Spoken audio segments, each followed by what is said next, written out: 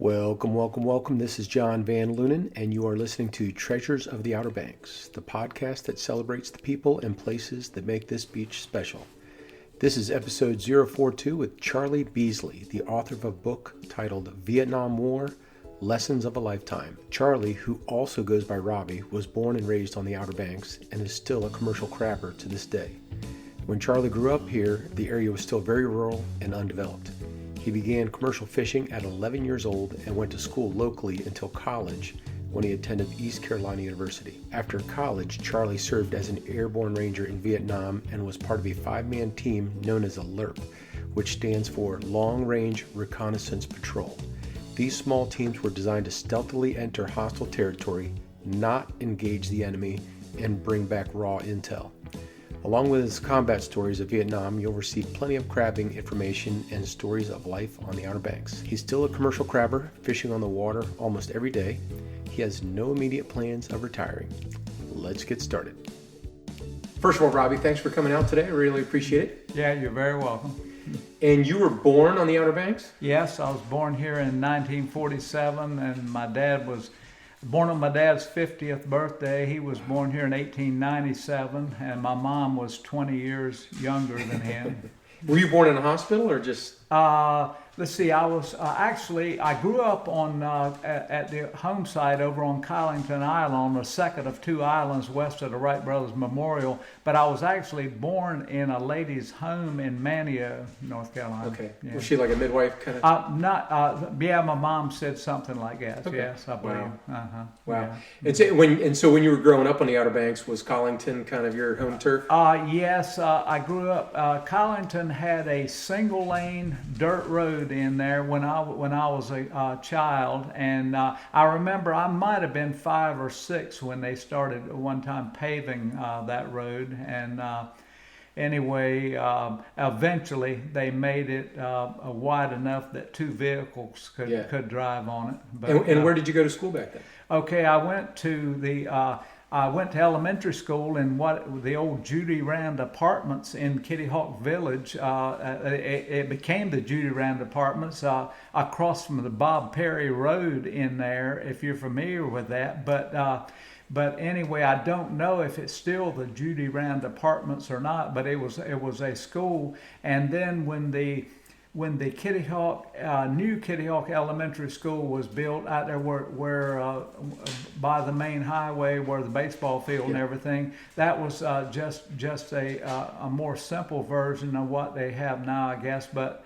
that beginning on the 8th, I think mid 7th grade, we moved into that school when it was completed. So, wasn't there? I thought I heard that where the I don't even know what they call it, the hostel, the youth hostel back on Kitty Hawk Road. Was that an elementary school at one point? Or are we talking about the same thing? Well, that's possible what you're talking about. Up in Kitty Hawk Village, and right across the street almost from it, they got the Bob Perry Road that goes down to where the Beechams, I think, have that harbor down there. Right. Well, that's where I'm talking about right there. Yeah, I think we're in the same neighborhood. All right. Yeah, okay. Uh-huh. So that used to be the elementary school, then they moved it over, and then after that, did you have to go to Manio to go to school? Yes, I went to Manio High School. I stayed, I finished the 8th grade out there in Kitty Hawk, and then I had to travel to Manio for 9 through 12, and anyway, in Manio, I was big in sports. I played all 3, or football, basketball, and baseball at Manio. Yeah. And was it around that time you became a fisherman?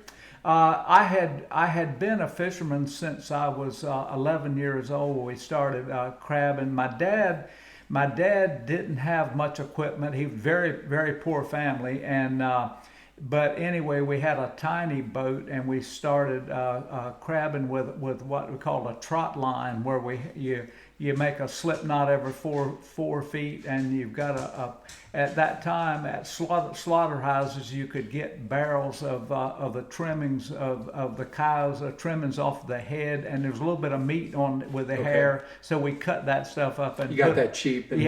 on these trot lines, and that's the way we caught crabs. Kind of a prehistoric way of crabbing, but that's the way we did it back then. And were they kind of floating? No, what happens, we'd set out a buoy, and then we'd run out this barrel of line with a bait every 4 feet, and then we went back and coming off of that buoy, we would hook a line, and we would have a board on the side of the boat with 4 pegs and a roller, and we'd set that line on top of that roller, and as the crabs came, as the crabs were pulled up from the bottom as the boat progressed along, we had a wire basket type dip net, and we were just dipping. They would hang on and come to the surface, and we were dipping them off of that line. Yeah. Okay, interesting.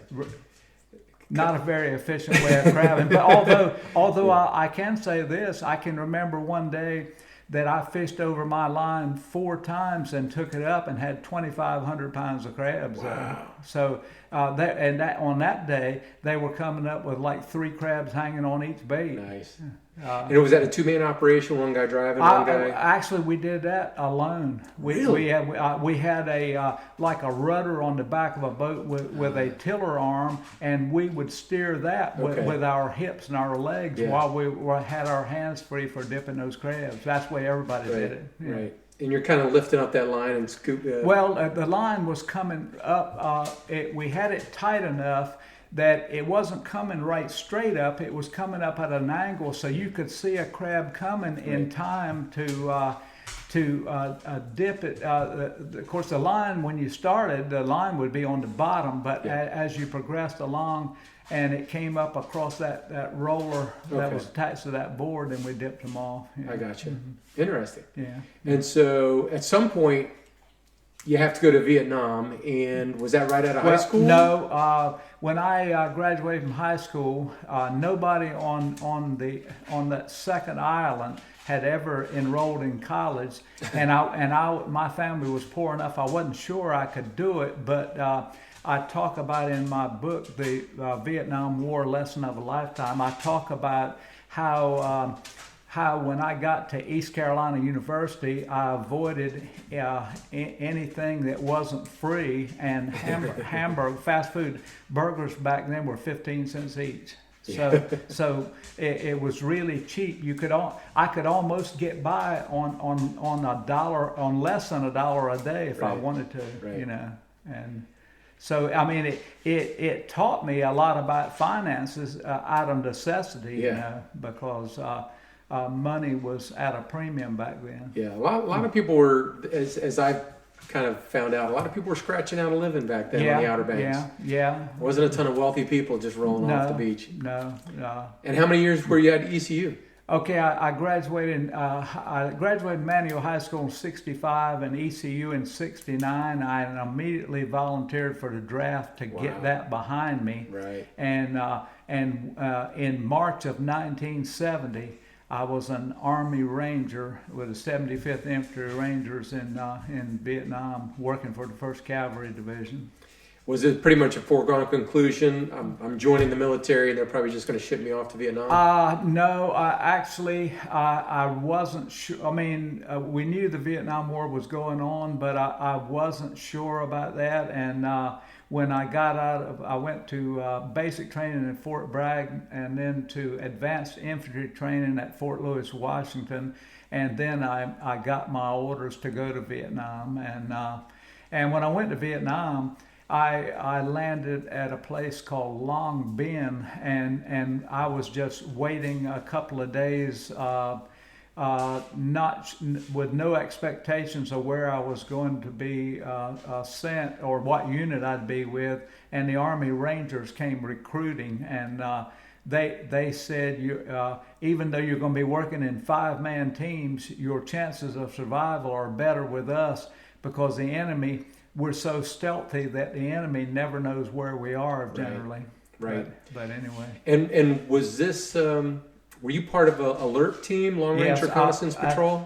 We were called LRRPs, and our job was surveillance. We would set up monitoring trails, and you could feel the tension in the air sometimes, because if 5 guys, we were painted black and green and wearing camouflage clothes, and all of our skin painted black and green, but still, if 500 enemy troops come by, and it seems like it takes forever to get by you, and you know if somebody coughs or sneezes, you're dead. So the tension, you could feel the tension in the air on surveillance missions.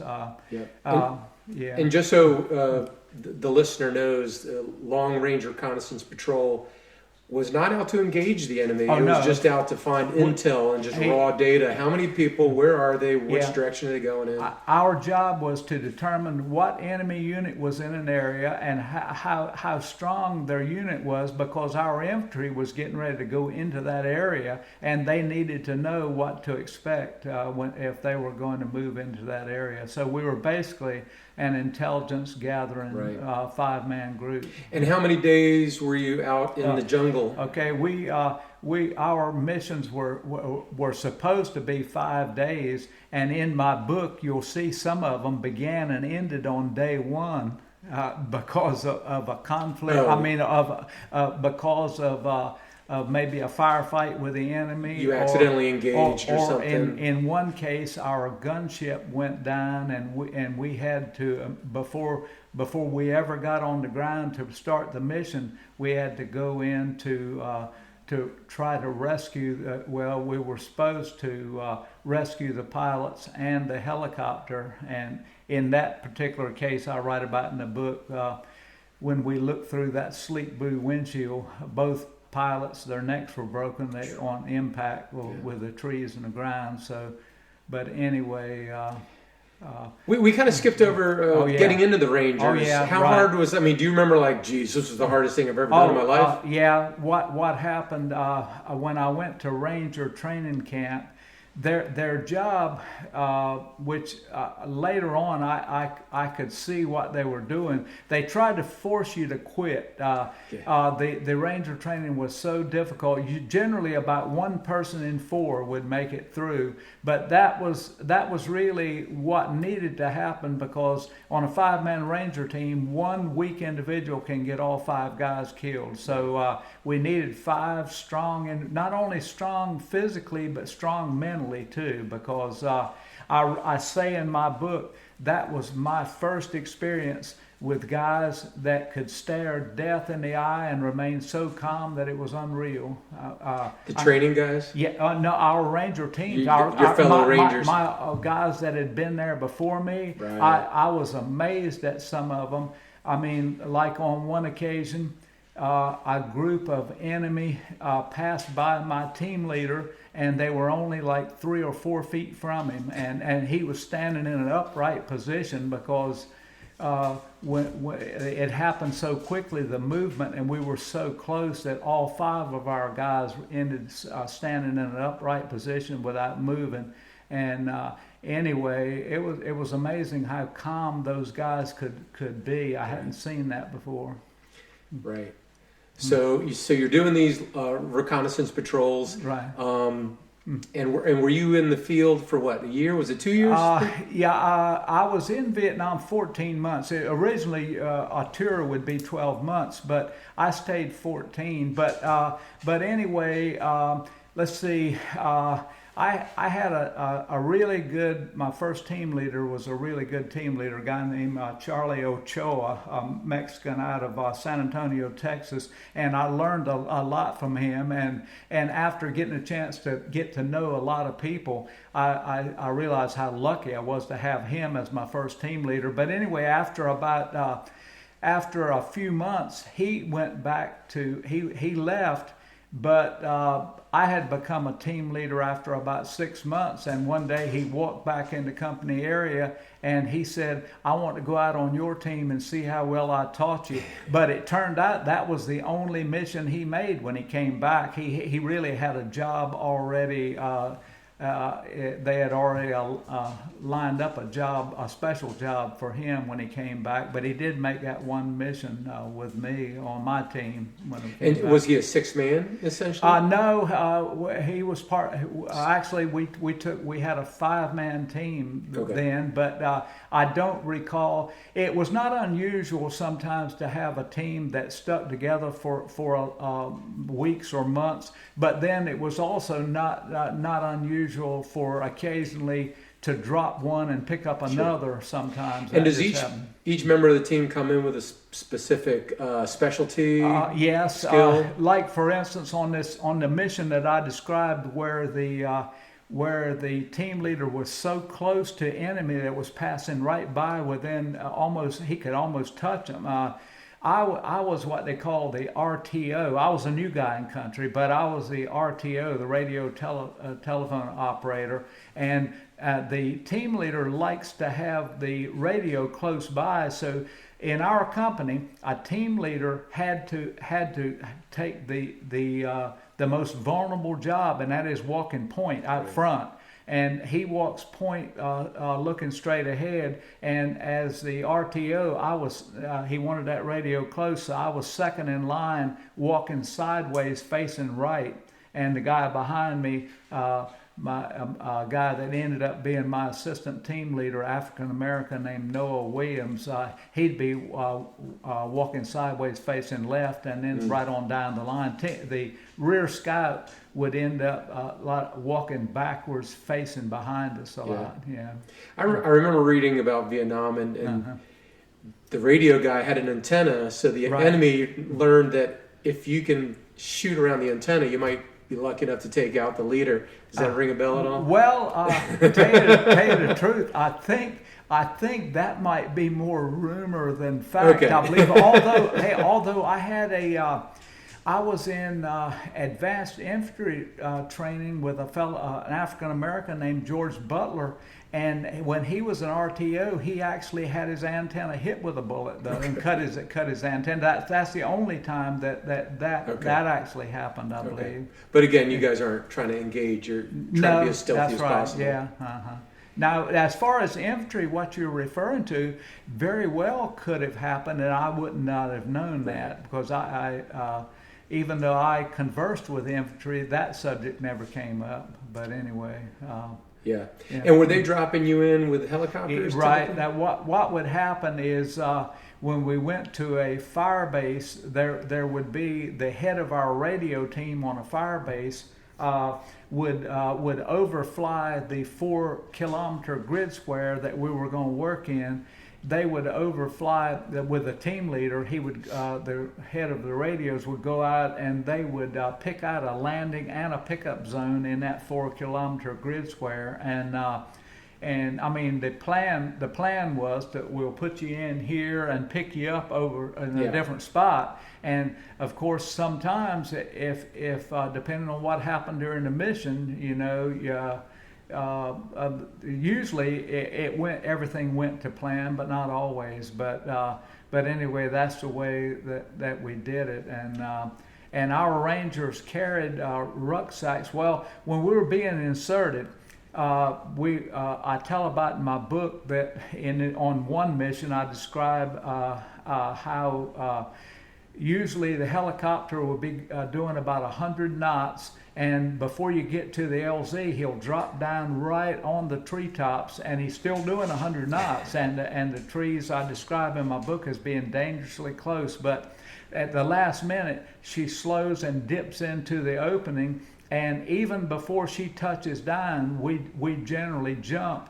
But we have to be careful not to jump too early because we're carrying 80 pounds. And we start out carrying 16 quarts of water each, and with all the weapons and ammunitions and claymore mines and so many other things that we're heavily loaded. But we generally jump before the skids touch the ground, and then the helicopter will dip its nose and when a helicopter dips its nose, starts moving forward, all of a sudden you'll hear a sign change in the rotors, and she's up and away. That's the way they do it. But when they pick up a Ranger team, they generally try to raise straight up in the air, which is not easy with a heavy load on, but they'll try to get up as high as they can because they got to have clearance to clear those treetops.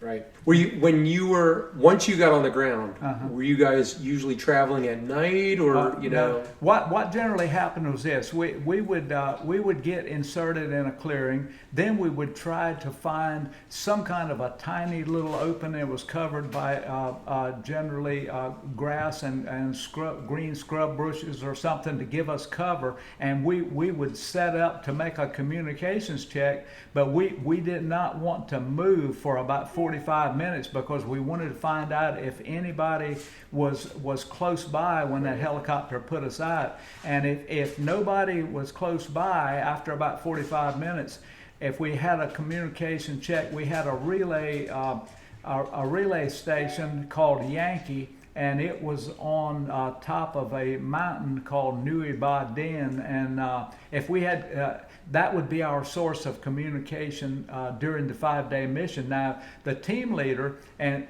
which myself as a team leader, when we were being inserted, we were talking solely with the lead pilot on a helicopter gunship. He was in charge. There's 3 helicopters. It took 3 helicopters to insert a Ranger team. One was the green olive drab Huey lift ship that was carrying the team, and we were sitting on the side when we left the flight pad. We were already sitting on the side with our legs hanging out and gripping a metal ring on the floor of the helicopter behind us, but we were not strapped in. So, I mean, but as long as you held on to that metal ring, you were not in danger of going over the side. But anyway, we were prepared to jump from the moment we left the flight pad. We were not restricted in any way. But anyway, what happened?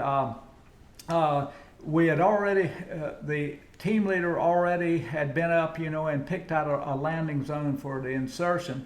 And just prior to being inserted, we had this little OH-6. It was like a glass bubble helicopter, or tiny helicopter, just big enough for 2 pilots up front and 2 door gunners behind them. And they would drop down right on the treetops, and they'd circle right around the landing zone, which they were very vulnerable to being shot down. It was my first experience with people that would risk their lives in order to save the life of somebody else. But anyway, they would make sure that we were not being inserted into a hornet's nest to begin with. Right. And just prior, what would happen, they would exit that landing zone in time for the lift ship coming in. Well, the whole time this is happening, that Cobra gunship is circling slowly overhead at 5,000 feet, and he's got 2 miniguns, rockets, and all kinds of ordnance. And as I tell in my book, that was the chopper that was most feared by the enemy, that helicopter gunship.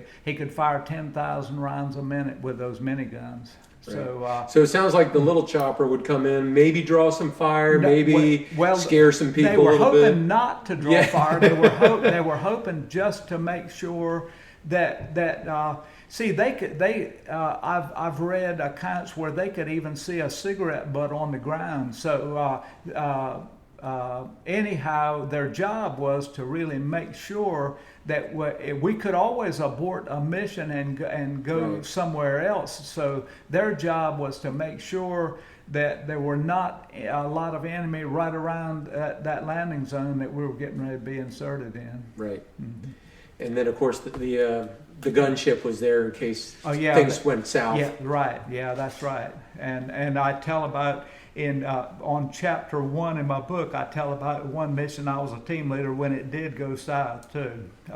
So in that case, the helicopter gunship did save us on that occasion. Gotcha. And what was your weapon of choice? Infantry had to use the M16 because if they had a perimeter set up, like infantry on a fire base, it might be 50 yards across that fire base. Well, they pretty much had to use the M16 because the AK-47 had a very different sound to it, and and it would be confusing on an infantry unit if all of a sudden they heard the AK-47 firing on a certain portion of the base. But Rangers, since all 5 guys were going to be together, then I started using the AK-47 because it had the 30-round banana clip, and plus they were the M16s were notorious during a firefight with a lot of dust flying to jam sometimes. So I switched to that AK-47. Was the government military, were they distributing the AK-47, or did you have to pick one up? Yeah, I did pick it up, and right now that's one of the things that right offhand I do not remember the circumstances how I came by mine, but they were available. But as I explained, since Rangers were going to be all 5 of us tight knit together at all times, we could carry anything we wanted because we were not going to confuse our teammates. We're all right there together anyway. You weren't fighting with the big masses at all. No. And then were a lot of the guys carrying a handgun as well?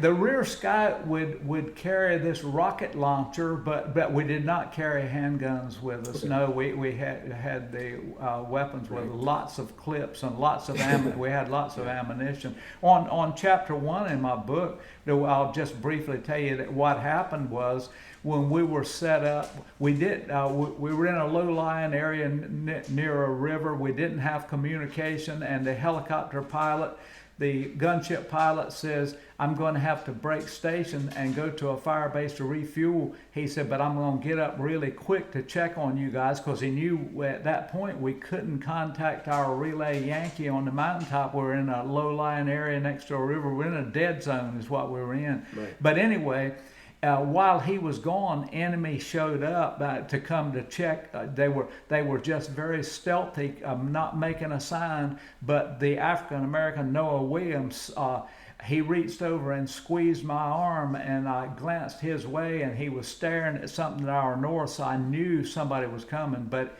anyhow, they were walking right up to us. And when they got inside of 15 feet, they still hadn't seen us. And as I tell in the book, everything was deathly still. And when Noah Williams clicked his M16 from off to semi to full automatic, she went click, click. And it sounded like it shattered the stillness. Right. And the enemy heard it too, but as I say in the book, they had less than 1 second to react. And anyway, to make a long story short, when the gunship, I was yelling into the mic, Yankee, our Ranger team was slashing Talon 5-2. And I was saying, Yankee, Talon 5-2, contact over. And the gunship got up off the fire base, and he heard me, so he broke in and started talking to me. So when he got on station, we popped a smoke. And anyway... so you made contact, but you still got out? Yeah, he identified the color of the smoke, and from there I could tell him. Well, like Army jargon, they make you use a certain language. Like I would say, we want you to make you run from November Whiskey to Sierra Echo. That's northwest to southeast. Right. And I said 10 mics. That'd be 10 meters from the smoke. And he came back and said, negative. I'll hit you if I fire that close. But anyway, he lined up and started coming in at about a 45-degree angle, and tree limbs were falling and dirt was flying everywhere and the whine of bullets. But anyway, after he made a couple of runs, I was able to raise up, and I could see 2 bodies not far away, enemy. And but the most dangerous thing was, see, higher-ranking officers back on a fire base, they could say something that you might say, well, that's easy for you to say. What happened? Right. They told us before we could be extracted, we had to go out in that open area that a few seconds before was a hot fire zone, and we had to strip the bodies and bring back the clothes and weapons for intel to inspect on the fire base. And So I could feel myself being shot when we stepped out in that clearing. But I'll give the gunship credit. I think when those gunships are in there firing 10,000 rounds a minute, not too many enemy hang around. So so anyway, we were able to. I was the team leader then. I had to strip the bodies, but my team was down on one knee with weapons at the ready. But it didn't take me long to strip the bodies, and we were. But it was almost dark. It was getting dark as the Huey lift ship picked us back up. Wow, that's amazing. Yeah. And how many missions do you think you did in 14 months? I think we had. I got an air medal, and as I recall, we were supposed to do 36 missions to get an air medal. So, and I do not know how. I lost count of how many missions that I was on, but I do know this: I was feeling like toward the end that I had so many close calls that I felt like that I had used up any. I had gone way beyond any luck that I should have had. Right. So anyway, I was approached by our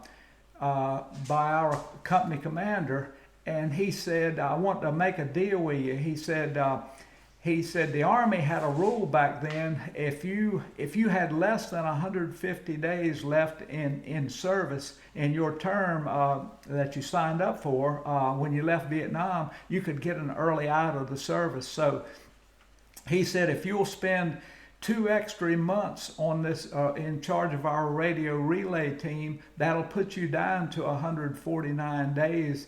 And so that's what I did. But when he gave me that deal, I felt like that he was almost guaranteeing that I was going to survive Vietnam. Because see, this week in the Coastline Times, I was interviewed when that wall came here in South Nags Head. I was interviewed numerous times by radio and TV and stuff down there when the wall was here. But this week in the Coastline Times, they had me write something about what the wall meant, and I tell about how the guy that took over my position as team leader was a 20-year-old kid from Kentucky named Omar Carson, a redheaded kid, went to a single-room school in rural Kentucky.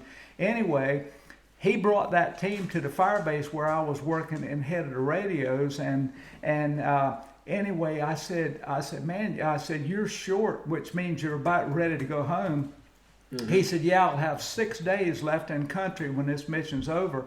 So I tried to tell him, I said, don't push your luck. You're going, you got to be careful. Anyway, on day 2 of the mission, I tell about this week in the Coastline Times, there it'll come out. I tell about on day 2, when the news came that the Tango Lima, that's a team leader, was a Line 1. See, a Line 2 is wounded, a Line 1 is dead. Mm-hmm. Anyway, when the news came, I say, all I could do is just lay my head on my desk when I heard that. But anyway, already the team leader of that Team 5-2 before me was Deverton Cochran, and this Omar Carson, his name was on panel W6 down there at the wall. Well, Deverton Cochran, a team leader ahead of me, was on W9 along with my best friend Carl Laker. The two of them got killed together in Cambodia, and I wasn't far away when they got killed. I was on a different Ranger team, and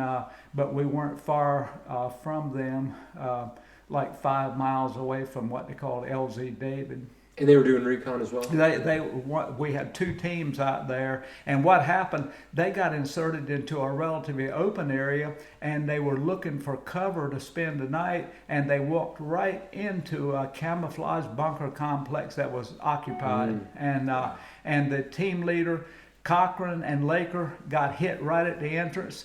They never moved, and we never recovered their bodies either. Two of their other team got badly wounded. One guy was not hit, and a friend of mine named Dwight Clark, they threw one of those Chi-Com grenades. He was laying on the ground, and he said when the grenade went off, his leg was lying across his back. And but this African-American guy named Hancock picked him up and carried him out of the kill zone, and he actually spent the night with that broken leg in some elephant grass, but he did survive. He was rescued the next day.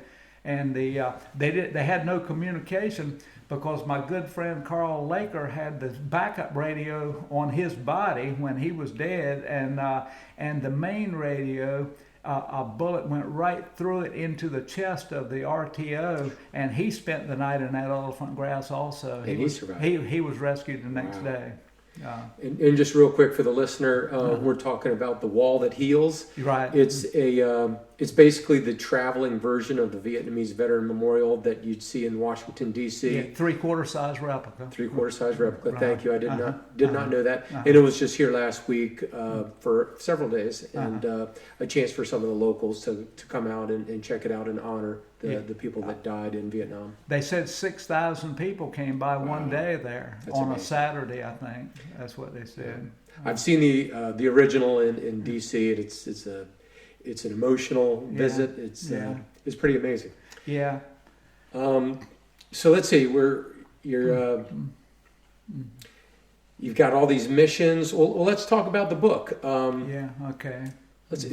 So when we had a long conversation, you and I, last spring. This was just an idea back then, right? Yeah, so I was a little surprised when you walked up with the book. Yeah, it came in print, I think, in June, I believe, and I have never put the book on Amazon, but like this summer, Billy's Seafood over on Collington Island sold many copies, Nice. and Dine Time Books in Manio, O'Neill's Sea Harvest had it down in Wanchese, and but I think there's like 500 copies of it now in Dare County here. Nice.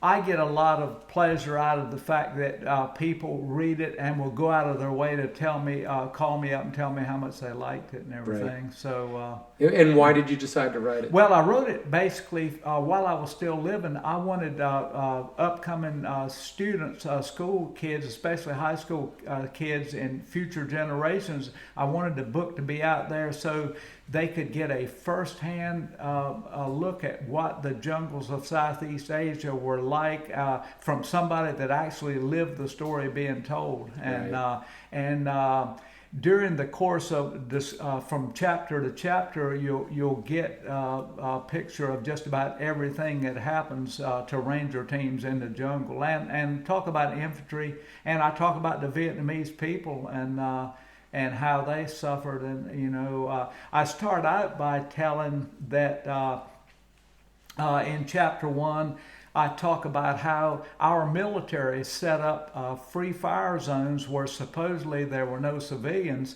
but then I follow up by saying the sight of children running with their clothes on fire after a napalm strike on a village is something not to be forgotten. Right. And then I tell about this guy named Nick Ut, UT. He was Vietnamese, and he took a picture. He took the most famous picture of the war, I think, they said was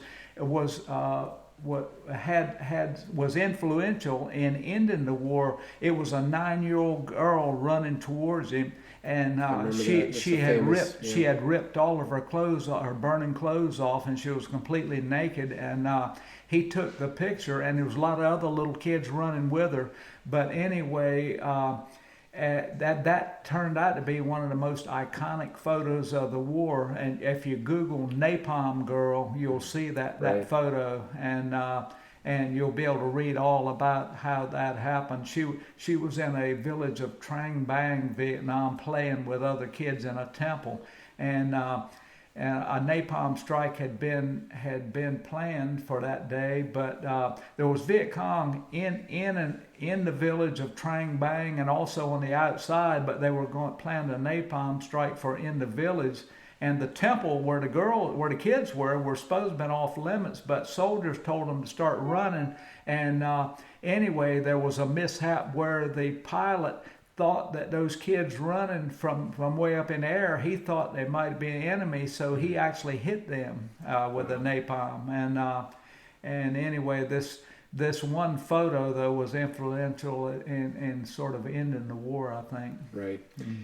And what What do you think went wrong in the Vietnam War? Well, I think it was a purely political war. I talk about early in the book how much I said I want everyone to know how much I love America and my total allegiance is to this great country. But I'm going to be critical of decisions made by our leaders in this war.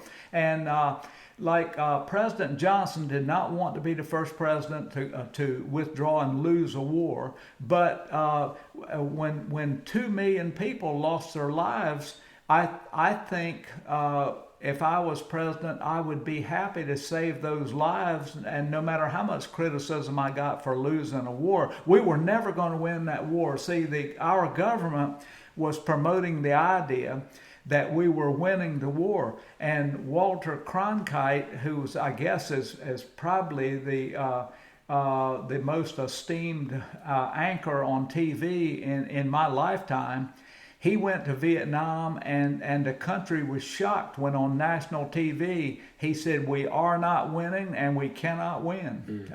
And see those, I talk about in the book how they had 300 miles of tunnels underground, and some of them went to 4.5 stories underground. One tunnel area northwest of Saigon, there were 16,000 Viet Cong using that tunnel complex. And plus, the Vietnamese said, if our death rate does not exceed our birth rate, we can fight for 1,000 years. Now, how are you going? I mean, we could contain them, but who's going to over a period of years lose your soldiers and your capital necessary to contain them. But we were never going to. They were spread out over 1,400 miles. Vietnam's 1,400 miles long. It's a thin, narrow country, and with the South China Sea on one side and Cambodia and Laos on the other. And I spent time a lot of time in Cambodia. We were allowed to go in there for 60 days, and our teams made several missions in there in Cambodia. That's where my best friends were killed, was in Cambodia. Is that right? Yeah. Mm-hmm. How often did you go to Cambodia? Let's see. The Cambodia changed prime ministers, in the spring of 1970, and we were given permission. President Nixon already had permission to do bombing runs in that country, but we were given permission for 60 days, a 2-month period, to go in there. See, the Ho Chi Minh Trail is really a series of trails, mm-hmm. and the western part of the Ho Chi Minh Trail actually comes down through Cambodia. Right. And when the North Vietnamese Army was resupplying Viet Cong in the south, they were eluding our American troops by coming down on that western through Cambodia. Right. So when we went into Cambodia, we found one underground tunnel system that was so large that it was nicknamed the city. Did you go into many tunnels? We had tunnel rats, and I was happy that I was not part of that. Hey, in my book, I state that it was said that the life expectancy of a tunnel rat inside a tunnel was 3 seconds. And the reason they said that is because so many of the entrants to them were booby-trapped, and they would get killed trying to get in. Right. But it sounds crazy to me, but some guys in our Army volunteered to be tunnel rats to go in there. Wow. And anyway, that was a job I did not want, and none of our Rangers ever did that kind of stuff. But I tell you what we did, we would crawl a mile through mud and water in order to avoid, and thick brush in order to avoid using their trails. 11% of our deaths in Vietnam were from booby traps on those trails, and Rangers were not allowed to use trails. But this team leader, my first team leader, Ochoa, he saw one of our guys one time standing on a trail. We were supposed to never leave any footprints, and he came back And he said, if I see you standing on a trail again, you won't have to worry about the Vietnamese. I'll shoot you myself. And he didn't mean that literally, but he said things that so. And anyway, that guy named friend of mine named Donahue, his wife said years later, my husband was scared to death of Ochoa after he said that to him. Right. Yeah. Right. Yeah. So you guys probably were pretty good at map reading Oh, and reading yeah. terrain We always carried a map inside of a plastic cover, and we could upside down or right side up. We could read those maps, Yeah. and anyway, we knew when trails were close by. And the one instance when I was talking about my team leader named Comstock that was so close to the enemy as they passed by him, we knew a trail was close. And what happened, we were going parallel with the trail, and all of a sudden it took a hard left turn in front of us. And when I was walking second in line, and all of a sudden there's movement right in front of me, real close, I froze. But luckily, Comstock, he sensed that I had stopped, and when he turned, he was about to step out on that trail that had made the hard left turn in front of us. That's how come he was so close. When they passed by me real close and then made the turn in the trail, then he could almost reach out and touch them as they passed by him. But luckily, they were walking briskly, looking straight ahead. Right. Now, the one part I didn't tell you, they had a German Shepherd following them, and he stopped when he got to us. And we were in green ferns, and we were painted in the face, and our bodies were not visible, but he was sniffing in the air, and after 5 seconds, he turned and started trotting to catch up with the soldiers. And I describe in the book, I could finally breathe again when that happened. Yeah. That's crazy. Yeah. Oh my gosh. Did we learn any lessons from that's the Vietnam? reason my book is a lesson of a That's the lifetime. lesson. What we learned over there is, well, we didn't learn it sufficiently because we're relearning it in places like Afghanistan. But when you go into an area, you're the people that live there. In most cases, they're never going to give up, which the Vietnamese see. My college professors were promoting the idea that there was going to be a spread of communism from Asia to come over and affect our country over here. Right. And that was something I did not believe then or now. But and the proof of it was when we see the South Vietnamese. The North Vietnamese were very committed, and they had a really great army, and they were committed to a certain ideology. But the South Vietnamese, they cared about the small hamlets and towns and their family. So it was easy to understand why when the American troops were gone, the North Vietnamese were going to easily take over the South, which is what happened. The South did not have the South. The Army in the South was they were not up to psychologically. They weren't up to defending against the North, and they would throw down their weapons, if they were in trouble. But anyway, when the North took over the South, now we're friends with Vietnam, and so. The proof of it is that we shouldn't have been there to begin with, but I was hoping we learned a lesson in that all those civilians got killed in the meantime. We had the one in my book. I do not mention names, but we had this one lieutenant who took his infantry unit into a village. And in that village was old men, old women, and children, and he killed every one of them. We even had a helicopter pilot in one of those little observation helicopters, the glass bubble type.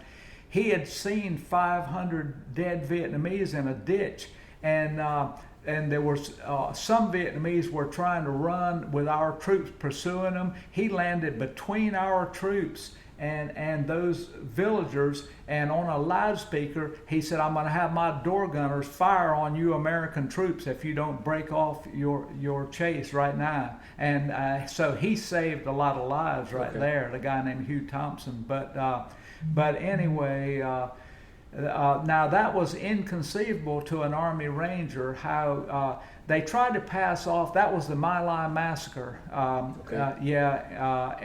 Anyhow, people should Google that and read about it.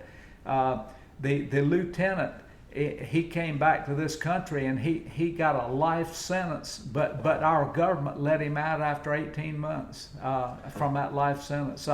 So, I mean, there was political strings being pulled there somehow. But anyway, but the Vietnamese, that's why I talk about in my book that the true victims of the war were the Vietnamese women and children mainly. Right. And so your book, you say it's in downtown Books in Manio. Yeah, down there in Manio. Nice. And Billy's Seafood is closed for the season, but a lot of people will see me at ball games and all over the county, and I usually carry some of my truck, so that's how a lot of people have the book. I'll mention to the listeners, because I've interviewed several authors, that Downtown Books will ship to you. So if you're not on the beach, you can give them a call, and you can pay for the book over the phone, and they will ship it to you. So be sure to pick up a copy of the book. Where does the book, real quickly, because I haven't had a chance to read the book, the story starts when you enter the country, pretty much? Actually, I start out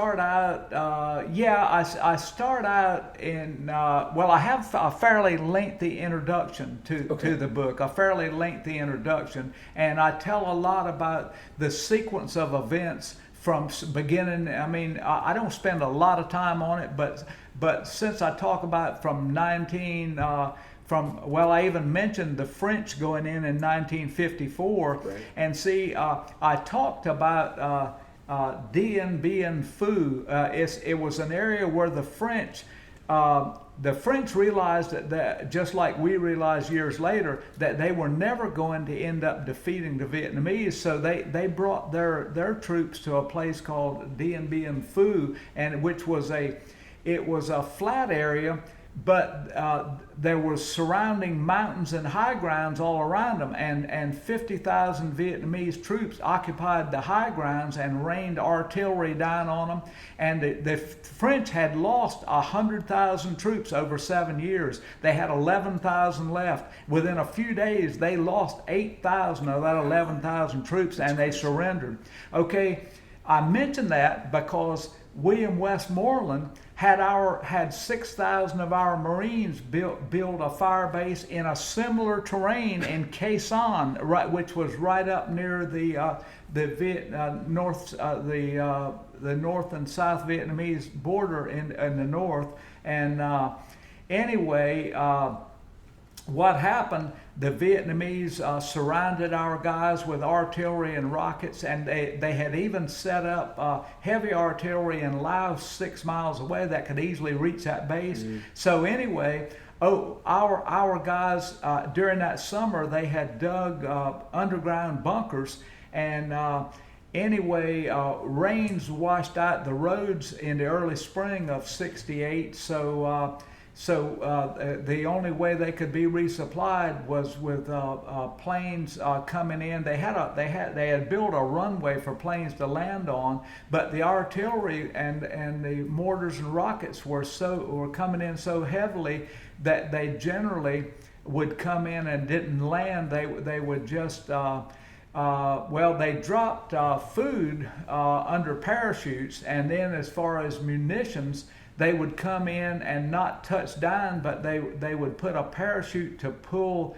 the ammunition, crates of ammunition right out their open bay door in the back, and it would skid to a stop on that runway, and the troops would have to pick a time when the artillery wasn't coming in to get that. But anyway, in over 2 months, we lost 202 dead and 1,622 wounded. And the only reason we didn't get wiped out, because 6,000 flights a day were coming off aircraft carriers supporting those guys, and B-52s came all the way from Guam. We killed 15,000 of their troops right around that base. Wow. 15,000 of them, and they said that the Vietnamese got pounded there, but they finally ended up retreating. Was that just arrogance on Westmoreland's part to just put a base or his people in a compromising position? See, I mentioned in the book that knowing what had happened with the French at Dien Bien Phu, it's hard to understand why he chose that same terrain to build a base. Now, the idea was they were going to build this base in order to stop NVA flow from north to south on Highway 9, which came from the east and winding through Vietnam, through Laos and Vietnam, and we were supposed to stop north to south troop movement. But anyway, to answer your question though, I have a lengthy introduction in this book which tells a lot about Vietnamese. I think most people like the introduction. It also tells about the Vietnamese girls that work for us in our company area, and lots of things in there. But then I start out on chapter 1 telling about a mission when I was a team leader, and then beginning in chapter 2, I go back to tell about when I first left East Carolina, and from that point and during all my training, and then let's see, chapter 1. What happens is we get into a firefight with the enemy. That's when that Noah Williams squeezed my arm and those troops were coming. But then I go back and tell about my originally going into the Army and Fort Bragg and Fort Lewis, Washington, and landing in Vietnam and Ranger training in Vietnam. Then in chapter 3, I finished the rest of that. I stopped right in the middle of that firefight on chapter 1, and then I resume it in chapter 3 and telling about how to go out, and strip those bodies and everything. And then I proceed.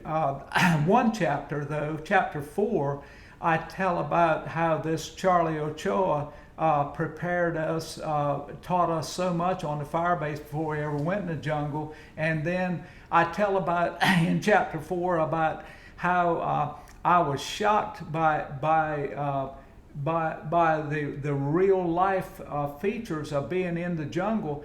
See, I was not prepared for it, but during the monsoons, it started raining at like 10 o'clock in the mornings and would rain to like midnight, and you ain't never seen rain like in the monsoons over there. Within the soil was hard red clay, and within a period of time, water would be 6 inches or deeper on the ground. But when I went out as a new guy, I couldn't believe these guys. The experienced guys, when it was time to go to sleep, they lay right down in the water and put a narrow wool blanket over their bodies and put their hats so that the rain weren't striking their faces, and they were asleep within 5 minutes. They were silent, and I said, "Good gosh, I'm not sure I'm as tough as these guys."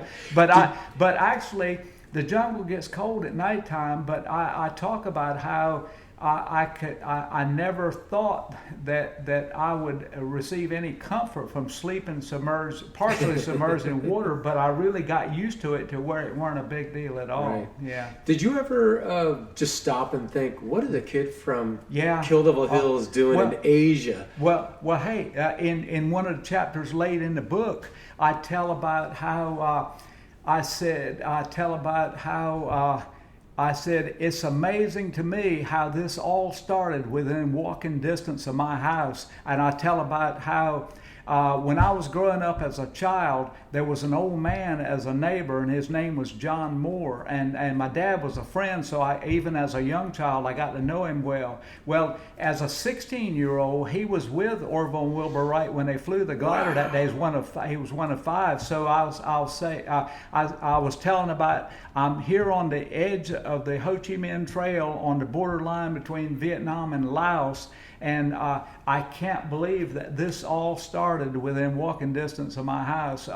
And I tell about in that chapter about how as a kid I would ride a bike across. This was once they paved the road. I think I might have been 5 years old when they paved the road, but as a little bit older kid, I would ride across two bridges, and when I went to that Wright Brothers Memorial, generally there was nobody there but me. It was years later that it would become a state park, so I was free. I would climb the winding staircase up to the top, and the granite came up, as I recall, to about on the inside of the I'd climb all the way to the top, and you could look out across the ocean and everywhere, but the granite was high enough up that there's no danger of me falling from up there, but I used to do that. And what was strange is most of the time I'd be all by myself, wouldn't be anybody around back then. But anyway, I remember doing that. But did you ever share that story with some of your fellow military guys that you were this close to? You knew somebody who knew the Wright brothers.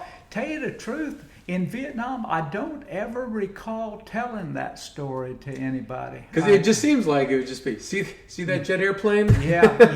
And tell you the truth, though, I will say this. I talk about how I was really, after so many months, I was so stressed out that, I talk about in the final chapter of the book, when I came back from Vietnam, my hands were shaking to the point that if I read a newspaper, I laid it on a table in front of me, and I woke up in a panic. Even when I got married, my wife was alarmed by the fact that I think waking up in a panic was associated with thoughts of possibly enemy walking up on our Ranger team at night while I was asleep or something. But within about a year, I started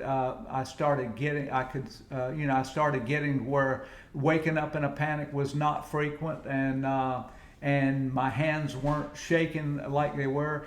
When I came from Vietnam, I had an overwhelming urge to tell friends about how I appreciated so much surviving Vietnam, but they could not relate because they hadn't been there. Right. So it seemed like they listened, but it was like they weren't relating to what I was telling them. But anyway, I've heard Vietnam was kind of the first war that was on TV. Yeah. Right. So when you came back, I guess there was just a different awareness of what was going on to some degree. If you, a lot of times, if you turn on a video about the Vietnam War, they'll start it and you'll hear them chopper blades in the background. Right. But I tell you though, that is a most comforting sound that I heard in Vietnam. Right. When chopper blades, when I could hear those choppers coming, that. For a 5-man Ranger team, that's the most comforting thing that you can hear. Anyway, that I tell about in my book though that one time. I guess the people that I admired the most in Vietnam were those gunship pilots, mainly because on a few occasions they probably saved us. But on this one mission, when I was a team leader, and they put our team in to secure that dying chopper, and we found out that the pilots were both dead. Well, here's the problem. That chopper was on fire, and she had just lifted off the fire base with a full load of that JP4 jet fuel, and we knew she was going to explode. So I called the lift ship and I said, we don't know how to get into this cockpit to get those bodies out. So I look up and here comes the little bird, what we call it, that glass bubble. We called it a loach or a little bird. You could hear Rangers call them either one. But we saw him come in and land almost right on top of us, and they jumped out and opened that cockpit for us and helped get the bodies out. And anyway, we were about 30 feet away when the fire started cooking off the munitions, the bullets, and the rockets. But we had just come around, carried the bodies around the front of the chopper, so we had just barely avoided getting hit. But anyway, we dropped right behind a fallen tree, and within a minute, that chopper exploded. and the explosion was so powerful that if we hadn't been laying down, we would have never survived. But we were being showered with small pieces of red hot pieces of metal and burning fuel. Our team was we were swatting the fire off of each other. But what happened when after that explosion, you couldn't find what was a fully intact helicopter gunship, and they're pretty long. You couldn't find a piece of metal more than 3 inches long anywhere. Wow. That's how powerful the explosion was. Yeah. And so do you come straight home to the Outer Banks from? What happened?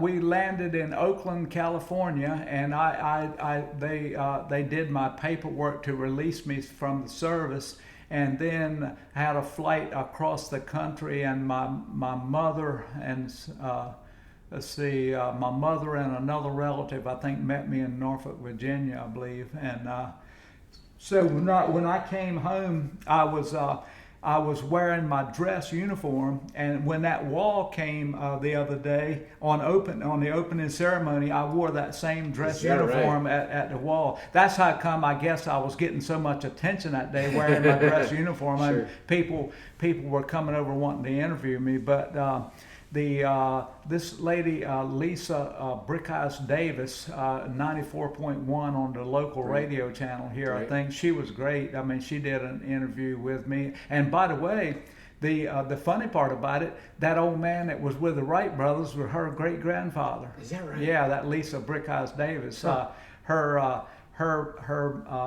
Her mom lives in Wanchese, is 81, and her name's Karen, and John Moore was Karen's grandfather. Wow. Yeah, so very cool. So anyway, that was interesting. But this, I tell a lot about that old man though. Just briefly, they took him to Washington D.C. to interview him about his experience with the Wright brothers, and he had no education. And on Collington Island, you could see him walking around barefoot with his pants leg rolled up halfway to his knees. And when he got out of the car in Washington, D.C., he had shoes with him, but he got out barefoot. And the police officer said, he said, shoes are required up here. And John Moore playfully said to the police officer that I was born barefoot. And the police officer's response was, you were born naked, but I'm going to ask you to keep your clothes on while you're here. But just to give you a feel for what the guy was like, they asked him how many children he had. He had 9 children.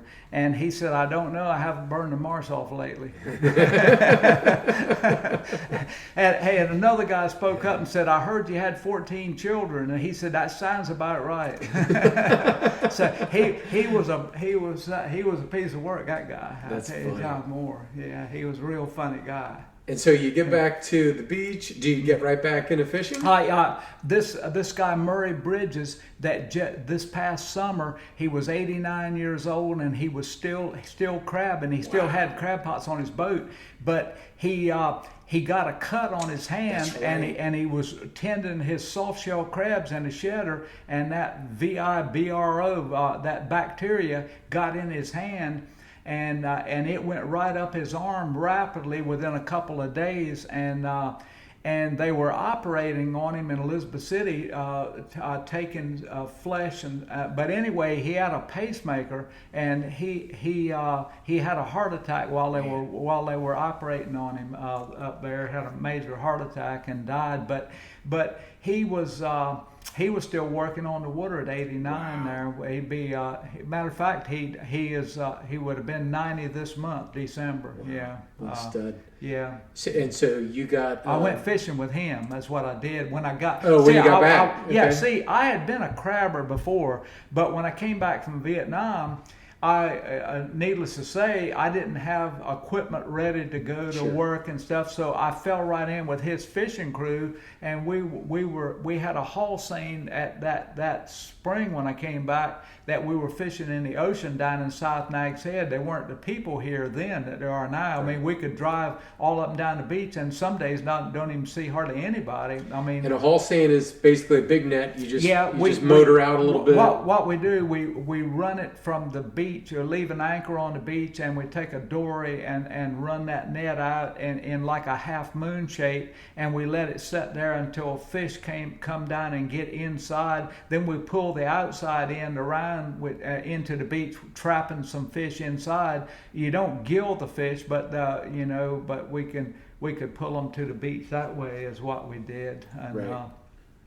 But anyhow, Murray was a very aggressive fisherman. I can remember one day that we set the net when the ocean was rough, and coming in, we got flipped end over end on the outside bar. With your dory? We waited for 3 seas to come by, but in this case, I was yelling at Murray, there's another one coming, but after the third one, he took off. He was going to follow that third one in, and the fourth one caught us and flipped us end over end, threw him out. Jeez. And but I remember at one point I was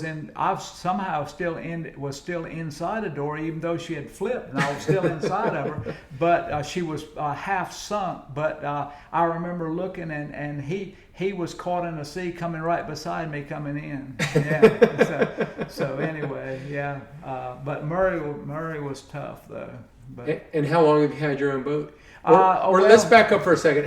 What was the fishing scene and the crabbing scene like way back then when you came back in like 75-ish or something like that? It was, right now, we have really good pot pullers. When you come to the crab traps and we hook the buoy and we quickly put the line into this pot puller, a spinning wheel, and it'll pull the pot puller for us. It's basically an electric winch that speeds up the process. That's what it is, electric, yeah. And now you still get a good workout, because a lot of times when you come to a crab pot, when you hook that buoy, it's already, if you're fishing down tide with the tide, that pot's already tight out behind you, so you got to really strain to get it in the pot puller. You still get a hard workout, but anyway, back then we didn't know. When I first came back, we were just then learning about crab traps. We'd always used those trot lines, and we were learning about the crab traps. But see, there were lots of crabs back then, but we didn't know about. See, today we put cull rings in the pots in order to get rid of the little crabs. So we don't want to be bothered spending a lot of time all day culling little crabs. We want. So what happens? Some crabbers say, well, marine fisheries is making me put these cull rings in. I want to catch as many crabs as I can. Well, we find out the smart guys have learned that if your marine fisheries makes you put 3 cull rings in a pot, you're way better off to put 6 in there, because you want to get rid of the small crabs before they eat your bait. Oh, right. Yeah, we put cull rings in the downstairs of the pots too, so when they go in, before they ever go upstairs. So are you making your own pots? Oh yeah, wow. I make my own, and that's another thing we've learned over years, that there's a fine technique to making pots that'll really catch and hold the crabs once they're in there. Right. Say, for instance, if a crab, there's still some things that we don't know. I mean, like, for instance, if they go in a crab pot in the bottom, their natural tendency is to want to go up. So we have 2 holes in the upstairs for them to get into the upstairs. Right. And but if your pot, if it rusts out and a hole comes in the flat part of the upstairs and they're up there, if they see crabs have great vision. If there's a hole in there, usually every crab in that pot will go out that hole. Gotcha. But anyhow, if a hole gets in the upstairs, once they're up there, and there's a hole in your upstairs, like in the flat part of it, where they're walking around up there, once they get back downstairs, they will find their way back out those funnels. Yeah. Generally. So I mean, we've learned that. So, but anyway, there is a fine technique. There's a lot of things about making a crab pot. Some are a lot better than others. And I watch people making crab pots nowadays, and when I look at them, I'll say, okay, this is good. This year, this isn't. The funnels are very important. A lot of important things to make. What time of the year is crab pot building? Well, I'm making crab pots right now, and I started making some. My son got out of the business, got into real estate, and anyway, the last couple of years I've been using some pots that we had, but as they start to wear out, I've been rapidly making crab traps for the past couple of months now, and I'll continue that right on in. Making crab traps by yourself is time consuming, but if you stick to it. Like some parts of it, I'll do while I'm watching TV, right at home. And so, walk me through the process a little bit. You go out in the morning. Oh yeah. What time are you going to start? Okay. Generally, like right now, my boat's down in Wanchee, so we'll meet an hour before daylight on Collington Island. My mate will meet me over there. His name's Tom Finyak. He came down from New York in 1990, and he has his own boat, but right now he's working on my boat with me, which as I'm getting older, I don't know if I'll ever... I used to work all the time single-handed by myself, and I don't know if I'll ever do that again. But although I'm still very capable of pulling the crab pots, and right now I have a steering wheel on my boat, so in order to make better time, he'll steer the boat sometimes. And once I get 2 baskets of crabs full, he'll jump. I'll steer and pull the pots for a couple of pots while he's putting lids on the baskets and whatever. So, but anyway, we'll meet about an hour before daylight, get down to Wanchees, and we aim to be going out to harbor while when you can hardly see, but and start pulling those. And how many crab pots you taking out with you? They're already set out there. We generally try to fish about 250 a day. Now some of the guys are faster. Some guys have a steering stick on the side of their boat, and they can pretty much steer with their hip or something while they're doing something with their hands, and those guys are a little bit faster than us steering with a steering wheel. And if you take 250 pots out, I know that you drop them in a line. Yeah. How many are typically in a line, or does it just matter? It just all depends on what waters you're fishing. There's no rhyme or reason. Like right now, we have one line of pots out there that has maybe 125 in it. That one goes from the back of Wanchees all the way down outside the Oregon Inlet beacons. But what we're doing, we're constantly searching, experimenting with maybe a 30 pot row here and 30 over here, and we're crabs. Sometimes they favor one area, sometimes another. Now. My years of fishing and crabbing, when I at one point from 1980 to 84, I had a haul seine rig that we fished in the seine, and it was a 4-man crew to operate that. And you got to be young and you got to be strong to do that. But anyway, the point I was going to make is I really know more about what's under the water in Dare County than I do where all the streets are in Dare County on the land. In other words, I think I know where every slough is from say Corolla all the way to Havres. Do you have like a depth finder? Or yeah. And I'll tell you, when we operate in the fog, I look at the track on my GPS, and it shows where all my lines of pots are. Right. And sometimes when the fog is so thick that we can't even see from one to another, I'll glance at the GPS and I'll tell my mate, I think the next pot's slightly to the right, and anyway, all of a sudden it'll show up, right? So sometimes we in the fog we can't even see from one pot to another. We use that GPS is critical, and it also that GPS will show you the depth and the water temperature and everything. Yeah.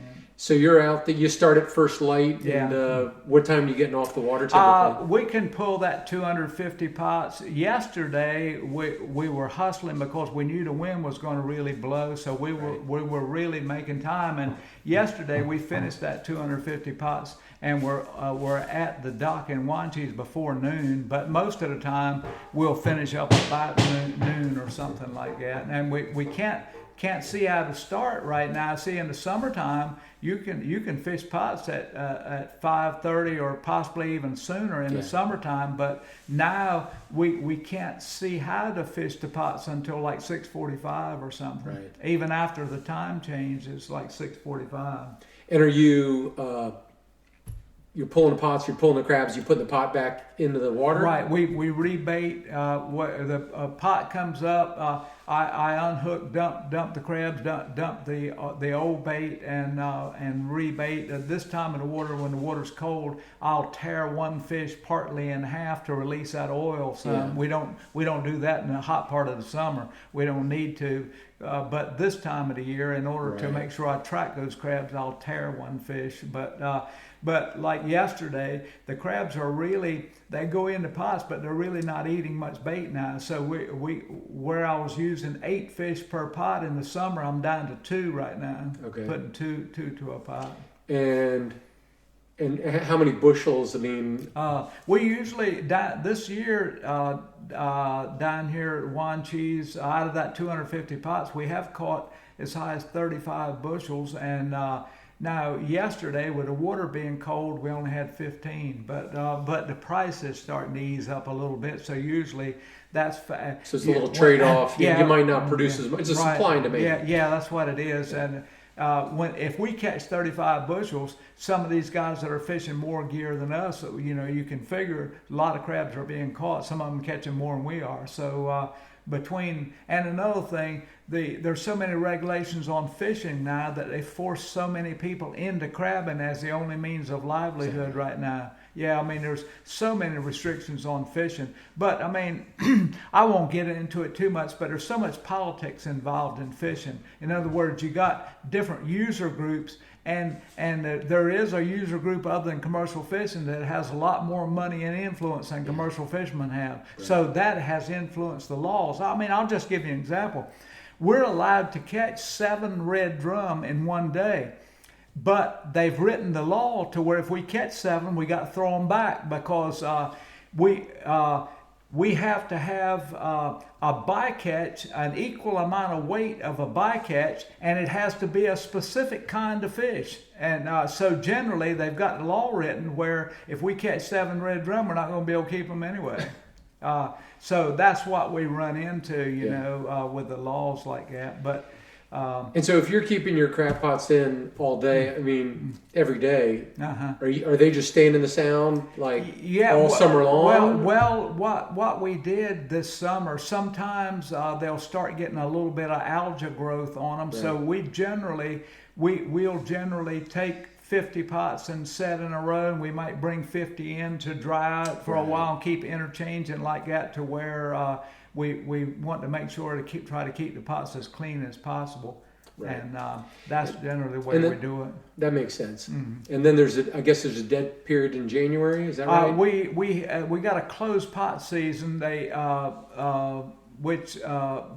go out to clean up the signs in storms. If pots get scattered around, there's always going to be some that people after storms don't find, and they'll take groups of several boats out there, and they're looking around picking all those up in the month of January, and usually February. Unless it's not always the case, but it's usually too chilly to do much in February. And if a hurricane comes, you pulling them all out? Yes, we keep watching and see.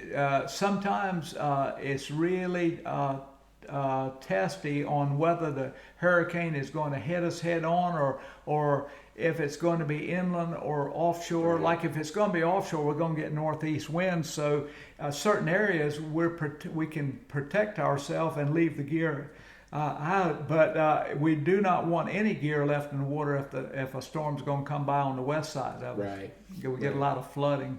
Oh, and for instance, I will briefly touch into that. As a child, we had 2 hurricanes, Donna in 1960 and Hazel in maybe 64.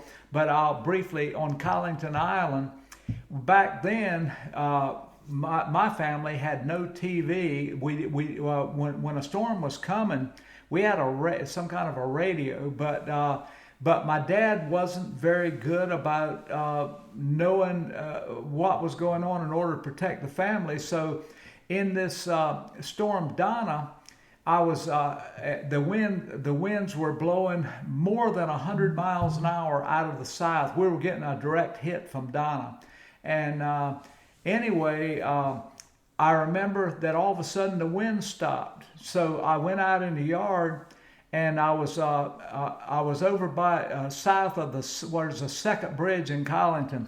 Well, now there's a little causeway built up. I mean, like a roadbed that's built up, and it comes up high toward the bridge on both sides of it. Well, back then, everything was low, and the bridge was low. It was a different bridge, and it was real low. Right. And I'm looking up up the bay to the north of Collington.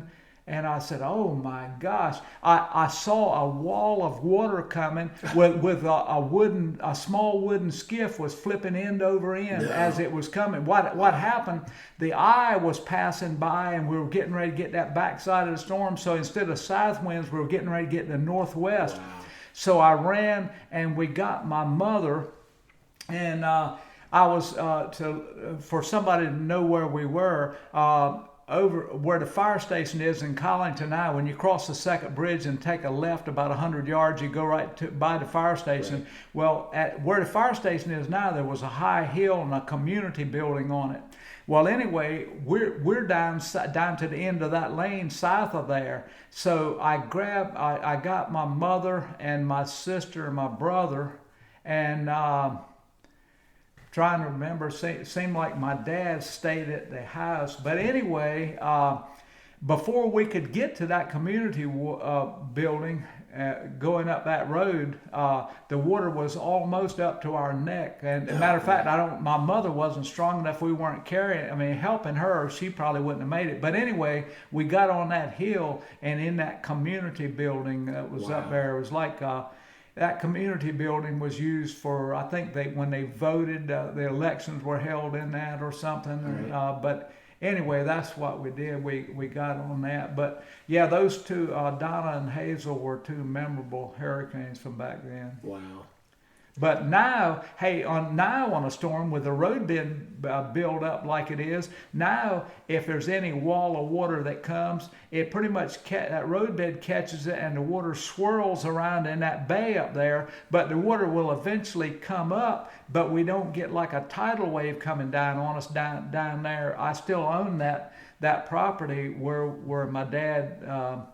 I think my dad said he built that house in 1922 down there, but the house is not there anymore. But anyway. And do you have like a little barn? Don't you have like a shed or something? I have a shed where I go in there. I've got a TV and stuff in it, and I'll make crab traps in there, and have my computer and everything in there. So.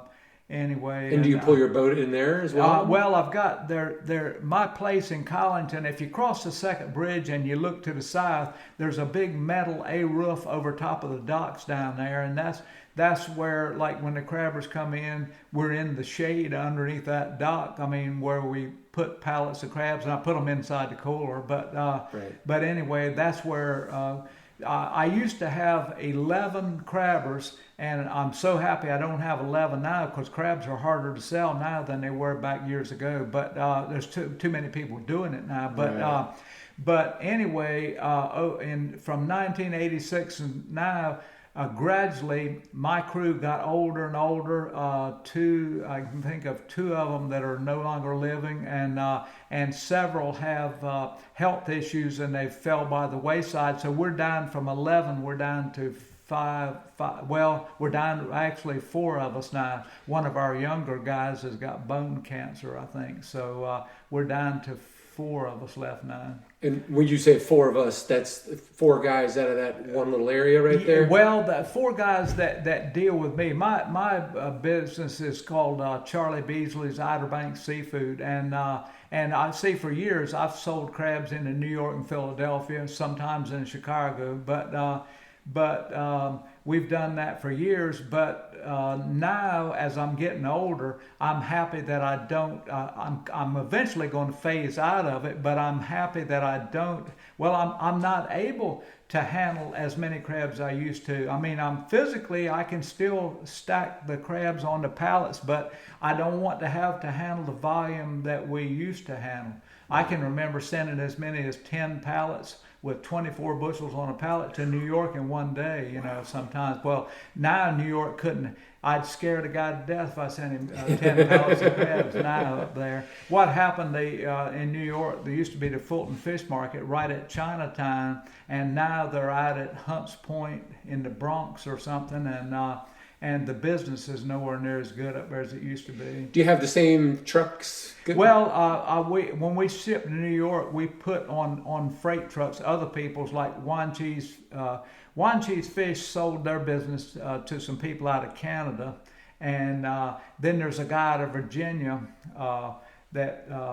that comes down and picks up crabs. So that we don't have to. I used to haul crabs on my own truck over to a picking house in Englehart for years. Right? We did that for about 20 years, which was good because when my kids were growing up, by 2 o'clock in the afternoon, I got my truck loaded and I had another driver, so I could come home like 2 o'clock in the afternoon. We'd play golf in the afternoons. But Gotcha. Now we ship crabs into New York, but my kids are grown. But so now sometimes it might be 5 o'clock before I get away from over there or something. But anyway, it works out. I met a guy. He may not be with us anymore. His last name was Baum. And he was right on the creek, but on the north side of the causeway, the Collington Road. And he was a member of Kitty Hawk United Methodist Church. And I remember meeting him. He's like, "See that house across the creek? I was born in that house right over there." I think he was a serious old timer that grew up. But there's a lot of Bombs, I know. So probably could be anybody. But anyway, the name of the book is Vietnam War Lesson of a Lifetime. It's part of the Ranger Airborne. Robbie Beasley is the author. Just put this book out. Listed my name's really Charlie Robinson Beasley Jr. and they have me listed there as Charlie Beasley. But so a lot of people still call, like people from New York, they'll refer to me as Charlie, right? And I don't even get into telling them that local people call me Robbie, But anyway, this book, I will mention, it's got Charlie Beasley there. And you can get this book at Downtown Books in Manio, and if you don't live here, you can always give them a call, and they can probably ship one to you. Yeah, sure, we could do that. Yeah. Well, excellent. Any projects coming up? Any other books? Not really. I tell you, I spent a lot of time, like in the evenings. I would talk to I still talk to fellow Rangers from Vietnam now, but they would remind me of some of the things that maybe I had skipped my memory, and they would remind me. But it took me a couple of years in the evenings writing this book, and so I really don't have any plans to write another one. I probably could write one about our fishing experiences from my early days on up, but I don't know if I would want to do that. I mean, I don't know if you ever knew a guy I grew up with named Billy Beasley. He's no longer living, but he owned that Billy's Seafood. He started. Oh, is that right? He started it as nothing but like a landing house, and now that business does millions of dollars every year. I'll say this. Business. My wife and I, we came here, we spent a summer here in, probably 95-ish. And there used to be a bunch of Billy Seafoods all up and down the highway. Well, he had one, he had two I can think of right now. One up toward Kitty Hawk, and he had one there close to the post office there in Kildare Hills. Right. And so he had visions of grandeur back then, but he learned he didn't want the headache of those other ones. But the one on the island is the one that people gravitate. That's the one they gravitate to. And I will say this. I'm in the back of that place talking. The sons all run it now, and they have first class stuff. Though they have fresh. They'll be back there skinning out, taking the hide off the tuna and everything. And they know just how to cut those steaks and take the vein out of it. They know everything about. So really, people. The reason they do millions of dollars of business in a year is because they know what they're doing. They got a great product, which that's the case. Anything in life, you're not going to be long lasting unless you do have something that's sort of quality about it, Right. But this Billy Beasley, what a character he was. We were down at the Teachers Lair Marina one morning years ago, and it was windy, and we were waiting for the wind to die down. And the fish commissioner named Dave Fletcher, he was an easygoing guy, but he walked up and he said, "Billy, if you well, first let me tell you, Billy was when it was windy, he was using that time to rebuild a wooden box that held his pot puller on his boat. He was nailing it. So Dave walked up and said, "Billy, have you got your commercial fishing license?" And Billy turned around and said, "I got this hammer here." That was his reply. Yeah. Don't mess with me. Yeah, well, he was just really, that's the way he was. In other words, he never answered anything in a conventional manner. That's the way that guy was. You never knew what he was going to say. Yeah. Nice.